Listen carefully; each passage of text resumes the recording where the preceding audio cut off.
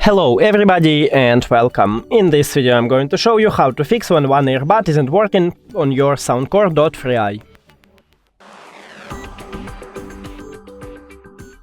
You have to start by put your earbuds to the charging case and now close the case.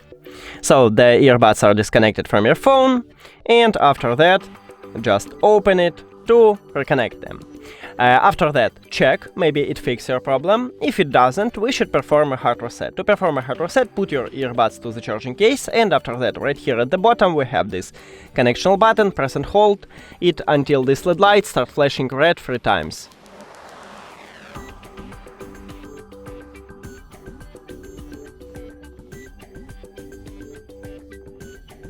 Here we go, now you can release your finger and we should remove it. So click the information icon or settings icon near to it. Forget this device, forget device. Also, if you have Android, click pair new device, and now this earbuds enter to pairing mode automatically, so we can see it as the device list. Just click on it.